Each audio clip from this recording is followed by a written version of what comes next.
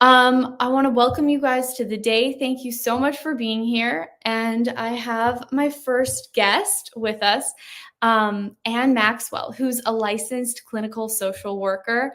She has worked with kids for, we'll have to ask her how many years. She is amazing. And she wrote a book about kids with different ways of seeing the world. So welcome to the stage, Anne Maxwell. I'm so excited that you're here. Hello, how are you? Hi, Julia. I'm Hi. happy to be here. Thank you. Thank you for the intro. Oh, awesome. So this is your book, Anne. Yes, Would it you is. teach a fish to climb a tree? Yeah.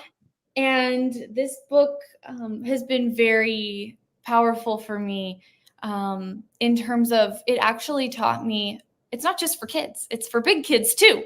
It taught me how to look at the world and think in a way that actually made my life easier and better. So I'm really grateful for that. So could you talk a little bit about how this book came about? Yeah, no, I'd be happy to. I think I had discovered access consciousness a couple of years before, and then I discovered Gary Douglas the year after I discovered access. And I'm not shy, and I would ask questions and tell stories about my therapy practice and the kids in the practice. And when I started using the tools in my therapy practice, and he called me up one day and he said, "Will you help us finish this book?" And I said, "Sure." And he told me that, and then I went into instant panic. And he told me that they've been trying to do it for 5 years and they've been through a variety of people and all this stuff. And so I said, absolutely. And then did zero, exactly zero for a full month. And then I called him one day and I said, "So who's the audience?"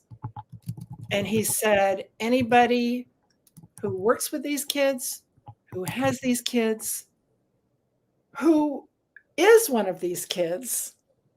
That's who you write for." And it's like it opened the door and it just unleashed it. So it gave me a space to write about these are some of my favorite kids. They're little nerky dudes that, go to their own, walk to their own drum beat and don't Totally. really, they look a little different. They sound a little different. They're really brilliant. They're primarily energetic. They say stuff that they shouldn't say. And when they shouldn't say it. And they're like, get over it, and the future aerospace engineers of America, the future inventors, and because they're fearless, they'll take risks and stuff like that, except when they're made wrong for being so different. And so enter me, the therapist, who I've had tons of stories over the years. I've still got stories. I've reopened my practice, and I see kids every week that fall into this category. So it's not a question of changing them. It's a question of letting them know that it's really okay to be who they are.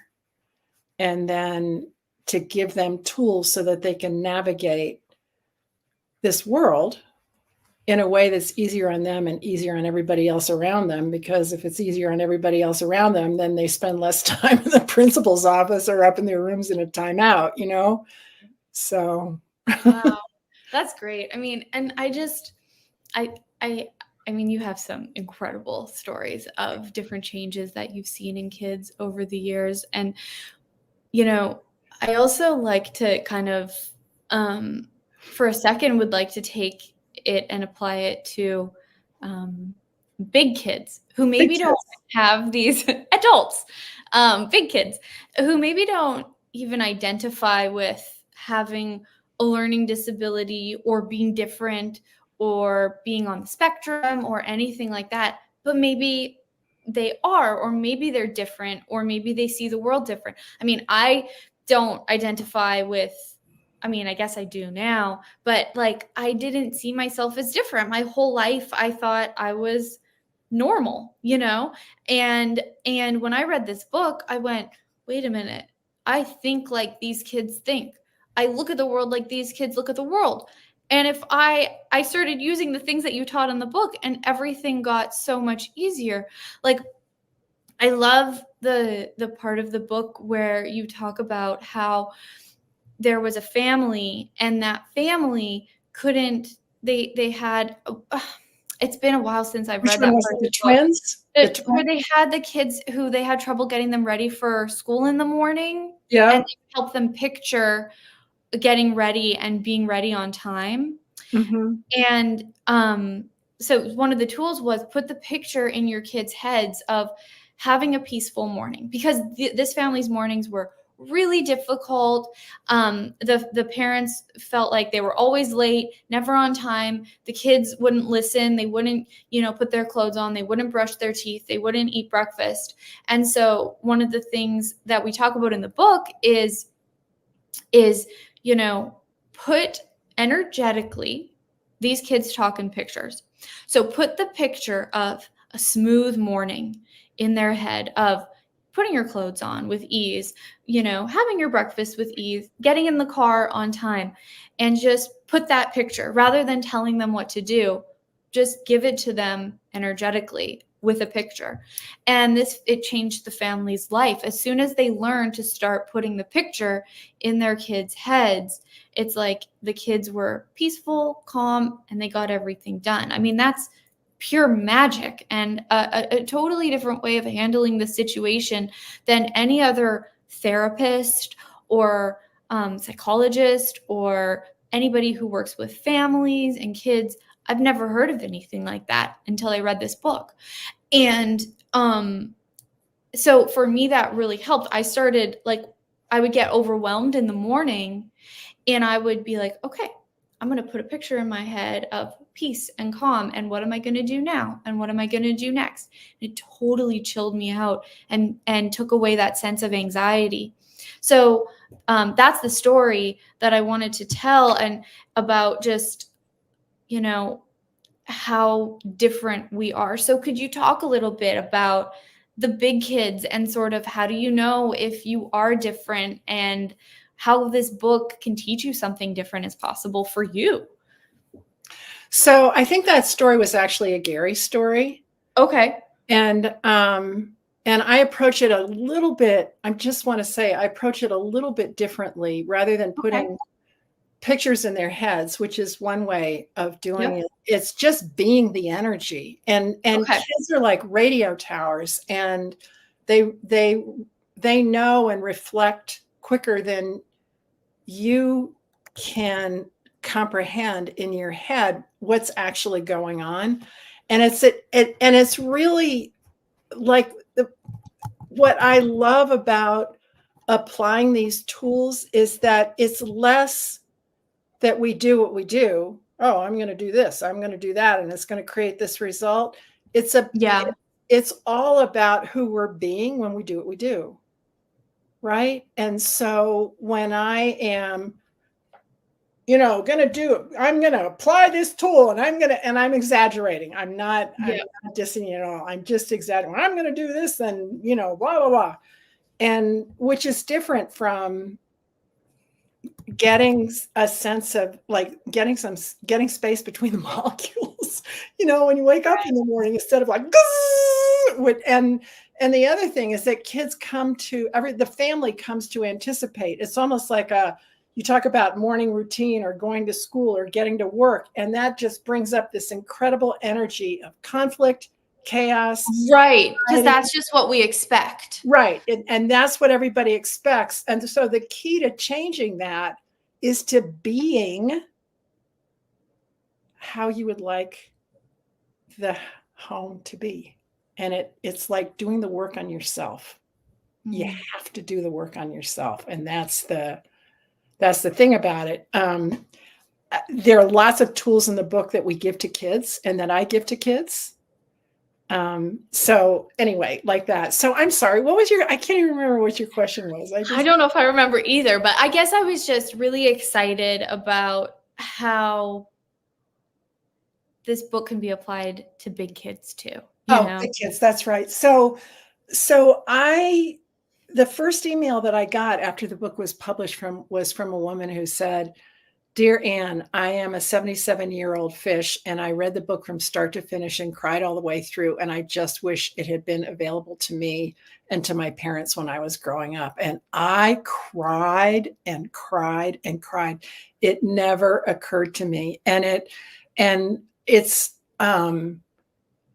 there have been moments in my world on a daily basis. It's like you show up for your life.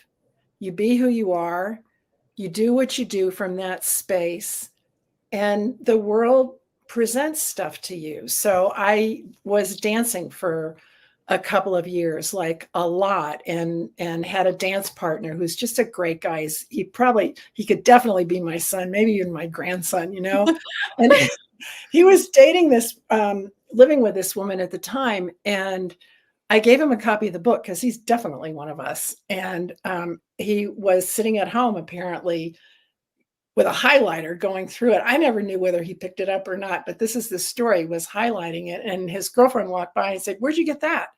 And he said, "Anne gave it to me." And he said, "What do you mean Anne gave it to you?" And he said, "Anne Maxwell, that's the one that I keep telling you about, the one that, performs and all this stuff." And she goes, "Oh my God, you know Anne Maxwell?"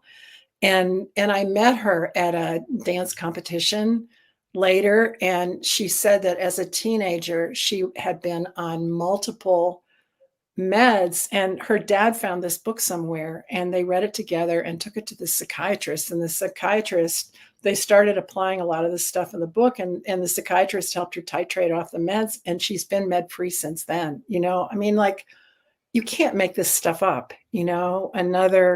Anyway, so that's the magic of this stuff is that it's the invitation to people who don't spend their lives doing what we do as access facilitators, and who find it. And you never know. It's like, I know that Gary has said this before, but you get out there and you never know who you're going to be touching, who's going to be affected by it. And it's those stories that make me so grateful that I do what I do. Yeah. You wake up in the morning, it's like, woohoo, here we go. Oh, totally. So Anne, you had practice working with kids when I met you, and then you took some time off, and now you're doing it again. I'm doing it again. It is so fun. It is so good to be back in the room with the kids, and they're so cool, and they function. They're such a gift to me and such an invitation to remember. I don't know about that. You were talking about gifts. I have a gift of being able to connect with kids in a way that I thought everybody couldn't. Turns out they can't. And I can do it with animals too. I just wish that I was better with adults, but of meeting them where they are with no judgment at all and just saying hi, and one of my colleagues said when I first started, I joined a group practice, and our specialty is kids and families, and, kids of all ages. And mine are the little ones. And he said to me one day, "I've never heard anybody greet kids like you do. And I love it because office doors are open when you don't have kids, and there's a reception area and a waiting room." And I'm like, and I thought, but I see them, I peek around the corner and I see him out in the thing, and I'm like, oh my God, here he is, and they're like, woo. And then they come in the room and we just like get going. And it's not a frenetic, that sounded sort of frantic. It's not frantic. No, it like didn't. That connection of, oh my God, I see you, and I am so happy you're here. And these are kids who go to the principal's office, who get in trouble because they did this, that, or the other thing at home, or they hit their sister, or they kicked their brother, or they did whatever. And to be greeted like that. No, I mean, I can hear about it all later. We can talk about that, but I mean, and that heals lifetimes. Yeah, I think so. That they don't get that anywhere. No, that somebody is so grateful for them. Yeah, no, it's really cool. And then I had this one little guy who has tough stuff going on at home, and he I don't know, we were doing sand tray, or we were doing something, and he created these What's creatures. sand tray? Sand tray is sand in a tray, and you have Oh, like playing with the sand. playing Okay. with the sand, and you have figures, little figurines that are big enough to be in a sand tray, you know, as opposed to dolls. And he was doing something, and he made up this thing. It was an imaginary thing, and it was, I don't know, the snurf or the snark or the whatever that's going after the white guys. The white one is the good one, and the blue and the red ones are the bad ones, and you die when you do that. And so he takes the blue and the red ones, and he comes after me, and I'm like, no, stop. And so and then he tells me, he says, okay, if you want to live, you have to do this. And so I follow his rules, and he still comes after me. So the reflection I made to him was, no, I followed the rules, and, you know, blah, blah, blah happened to me. And he goes, stop. Right. And I thought, all right, I'll dial it down a notch. And so he did it again. And I said, wow, I don't know what to do. I followed the rules. I did everything I was told, and I still got in trouble. And he goes, stop. And I said, I don't know what to say. And he goes, just stop. And I did. And what he was telling me was, you're going too deep. It's too much for me to talk about that right now. Just stop. And so I did. And then it came out later, but it was the energy of sharing with me that when you follow the rules, you still get in trouble.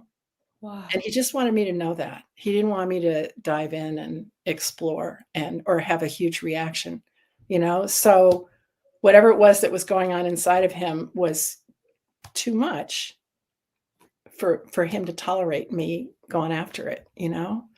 And that's how these guys communicate. Like when they it's almost like whatever that is that's going on inside that makes them feel however they feel, like not good enough or something's wrong with them or whatever, which is how they're made to feel if from sort of the world at large, that it's a part of them that they protect. And anyway, Yeah. I don't know why I got off on that. Totally. And rightfully so. Like, you have to. We develop coping mechanisms, protection mechanisms. Right. And but what this book is designed to do is give you almost like a decoding system of Yes. how to be present. You're decoding. Like the story you just told, you actually understood I totally the got it. cryptic language that Yeah. he was trying to express himself to you with.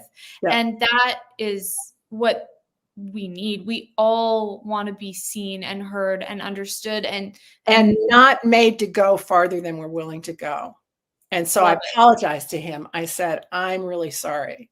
I pushed you really hard, and I'm really sorry. I won't do that. And he's like, oof, done. You know? Yeah. Wow. Cool But stuff. the cool thing about this book is that it gives you a way to view these kids and to be with them in a way that doesn't make them feel wrong or bad. And if you blow it or if you step over, you know, I think that a lot of times people get really enthusiastic. Well, I'm going to change this. I'm going to make him do this, that, and the other thing because I'm going to tell him how to do it. And then he'll like do it. It's like, no, we're not like that. We don't function like that. And, it gives tools to be able to let them be who they are, welcome them as who they are, and invite them to that, you know, at whatever pace they have. Some of them are quick and some of them aren't. Some of them are quick sometimes and some of them aren't so quick sometimes. You know what I mean? It's like, so Totally. And just always being willing to change like as the person reaching into these kids' lives, being able to change your point of view, your perspective, your like approach, right on a dime. Like read the signs, right? Totally. Absolutely. Yeah. When I was, and you know this about me, Anne, but when I was 23, I became a stepmom to a 7-year-old little girl.